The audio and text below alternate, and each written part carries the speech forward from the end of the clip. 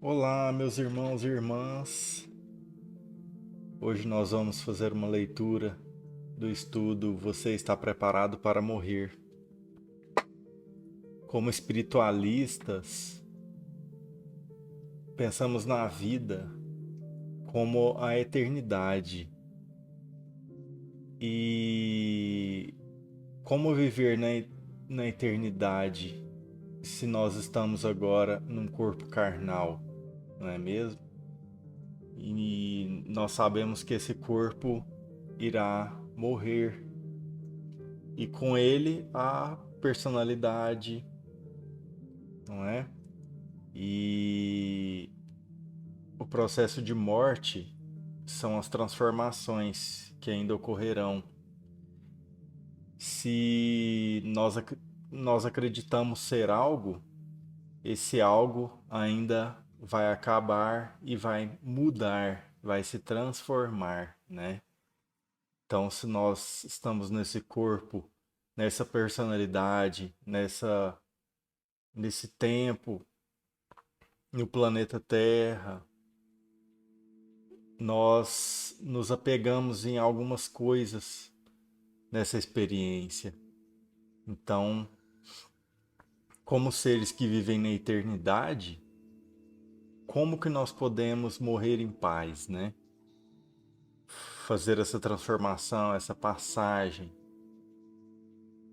Eu acho que é por isso que é a importância desse estudo. E nós vamos ler o capítulo 10, 11 e 12, que eu considero muito importante para vermos juntos isso, né?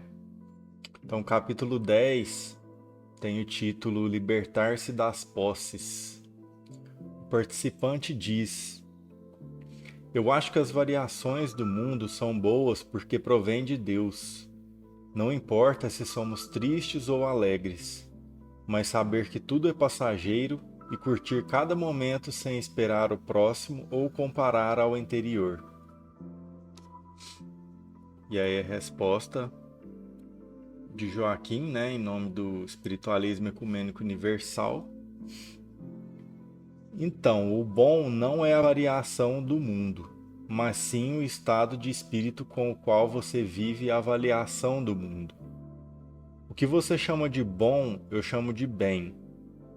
Bem é tudo aquilo que provém de Deus. Bom é uma parte do bem que você chama de boa, que você acha boa. O bom não é bom, quer dizer, corrigindo, o bem não é bom e nem é mal. É apenas bem. É essa a diferença. Agora, se achar a tristeza boa, será masoquista. A tristeza não é boa, é bem, porque bom é aquilo que você gosta, e bem é aquilo que não importa se gosta ou não, mas existe como fruto do amor do Pai por seus filhos. Por isso, além do planejamento do futuro, dos desejos, das paixões, você precisa se desligar ainda das posses. São elas que criam as paixões e os desejos. Deixe o mundo enterrar os mortos e venha comigo. Você já cumpre a lei, então abandone todas as suas posses e me siga. Não foram essas as palavras do Cristo? Só que, quando se fala em possuir, vocês pensam logo em objetos, em posse material, em posse das coisas. Você precisa se libertar deles, é claro. Precisa se libertar do seu carro, da sua casa e do seu emprego se quiser morrer em paz. Caso contrário, vai morrer preocupado com o que seu filho vai fazer com a herança que deixar. Vai morrer preocupado com o que seu filho ou a sua mulher vai fazer com a casa que deixou. Mas você precisa libertar-se de outras posses também. Além da posse material, precisa se libertar da posse sentimental. O meu filho, a minha mulher, o meu amigo, o meu inimigo. A ideia do meu é uma posse. Quando o meu é dirigido a outro ser humano, denota de uma posse sentimental. Se você não se libertar desse meu filho, não está pronto para morrer, para se encontrar com o Cristo. Se estiver preocupado com o seu filho, vai ficar aqui querendo tomar conta dele.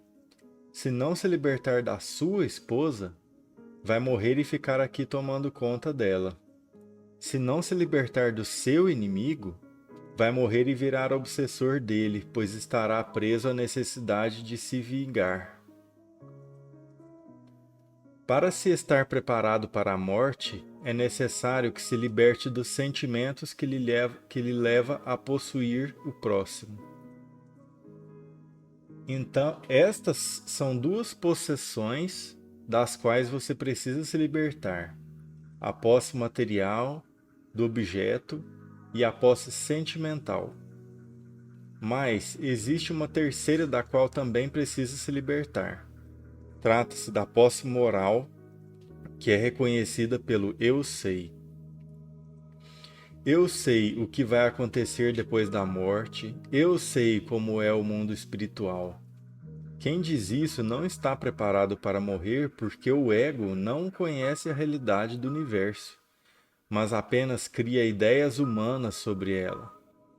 Quem se prende a estas ideias não consegue saber o que acontece do outro lado da vida. Por isso, preparar-se para a morte não é buscar cultura, é libertar-se das culturas. Aprender a morrer não é adquirir novas verdades que sejam mais ou menos espiritualizadas, mas alcançar o eu não sei nada. Só quando você não souber de nada poderá aprender algo.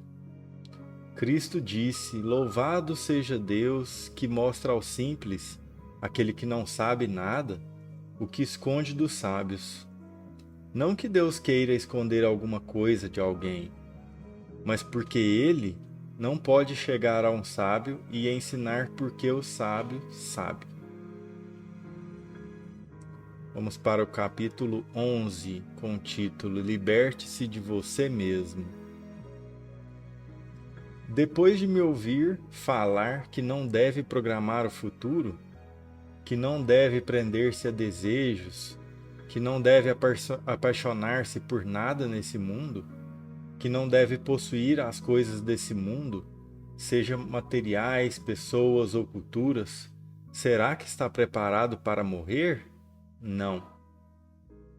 Mas não pensem que acabou. Até agora eu falei apenas de elementos do mundo humano. Disse que você tem que doar o que quer, o que é apaixonado, o que possui. Agora eu vou falar algo muito mais importante que precisa ser feito. Você tem que se libertar de você. A última coisa que precisa fazer para se preparar para morrer é deixar de ser quem é. Tem que deixar de ser o José, a Maria, o Pedro. Enquanto for José, Maria ou Pedro, estará preso na terra. Isso porque o José, a Maria e o Pedro são da terra e não espíritos. Quem não se liberta do ego não se prepara para voltar a ser um só espírito, a ser só um espírito. Libertar-se do ego é a coisa mais importante, porque quem se liberta do ego acaba com o egoísmo, o querer para si. Todos os que se identificam com uma personalidade humana são egoístas. É dela que surge a paixão, o desejo, o esperar, o amanhã.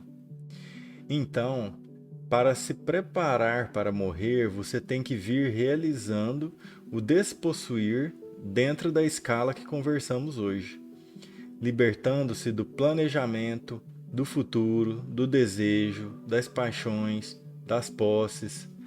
Mas esta realização só será conseguida quando se libertar do José, da Maria, do Pedro. É por isso que eu deixei esta parte para o final, porque esse final é o início. Sabe por quê? Porque o José, a Maria e o Pedro vão morrer na sua morte.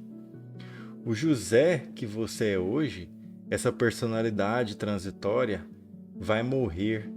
E quem se apega ao José quer prolongar a existência dele.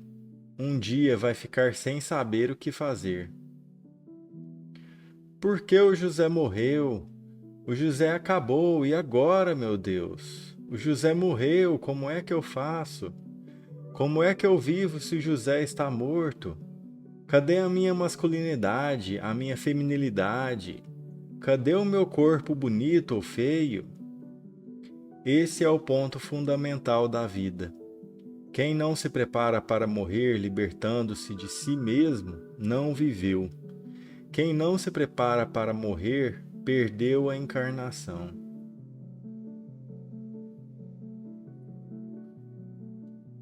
Agora nós vamos para o capítulo 12. Prepare-se para morrer. Portanto, seja vigilante com o seu ego. Não o deixe planejar futuros, criar desejos, paixões, posses e uma personalidade, pois você não sabe a hora do casamento, a hora que o noivo vai chegar. Não deixe para se preocupar com isso no momento da morte, porque ela não lhe dá tempo para se preocupar com ela. Para morrer, basta estar vivo. Ocupe-se o tempo inteiro em estar preparado para o casamento, pois morrer sem ser para se casar com Cristo não vale de nada. Se isso acontecer, simplesmente será mais uma encarnação perdida e você terá que viver outras até chegar o dia em que a noiva prometida terá que se casar com o Cristo. Sendo assim, para que ficar adiando o casamento? Quem adia o casamento com Cristo está simplesmente jogando o tempo fora, perdendo oportunidades de criar uma grande família, de viver uma relação que satisfaz por si só. Se você quer um conselho, passe a acordar de manhã e se veja se está preparado para morrer naquele dia. Outro conselho: se você trabalha na apometria, na Umbanda, no centro espírita, na igreja católica, na evangélica ou em qualquer lugar ou em qualquer segmento religioso e não ajudar o próximo a se preparar para morrer, não fez nada. A única ajuda que pode dar a alguém que está vivo, no sentido de estar ligado ao ego, preso à matéria, é o ensinar a morrer. É isto que este preto velho faz, e é isso que o pastor, o padre e você devem fazer: preparar-se para morrer e ensinar os outros a morrer. Ensinar a estar preparadíssimo para o casamento com Cristo. Que a graça de Deus esteja com todos. É isso, meus irmãos, a leitura desse fim do livro, do estudo. Você está preparado para morrer? Que eu recomendo a leitura dele completo, mas que essa última parte nós pudemos ter uma boa noção, né? Que além do libertar-se das coisas que nós conhecemos, assim, temos claramente a visão que é acordar todo dia e viver essa vida material, né? Foi falado aqui do libertar-se das posses, do libertar-se de você mesmo, né? Que seria esse ego, essa personalidade, esse corpo, tudo que está envolvido nessa encarnação, não é? É estar preparado para morrer é que hoje mesmo nós fazermos esse trabalho de despossuir, de libertar-se das posses externas e o libertar-se de si mesmo, não é? Penso que os irmãos tenham um caminho longo de estudo nesse caminho, né? Do autoconhecimento, da espiritualidade, de quem você é, de reconhecer-se como espírito, de querer conhecer a Deus, o Pai eterno, e assim viver livre, porque viver preso a tudo que há nessa história do momento de agora, que é o corpo, a personalidade, essa vida, esse nome que chamamos de eu, é estar preso. Viver somente isso é estar preso. E ao pensar se libertar disso, nós viveremos o medo do desconhecido, o que vem depois, não é? Então, esse trabalho é muito bem guiado pelo espiritualismo ecumênico universal, para que nós possamos aplicar isso agora e viver como espíritos na carne, estar preparado para morrer, para se libertar de tudo que conhecemos, desse que nós chamamos de eu, ou de mim mesmo, eu mesmo, não é? Irmãos, muito obrigado por acompanhar esse estudo. Comente se você tem algum entendimento importante a considerar, não é? Para que a gente saiba. Um abraço, fiquem com Deus e paz.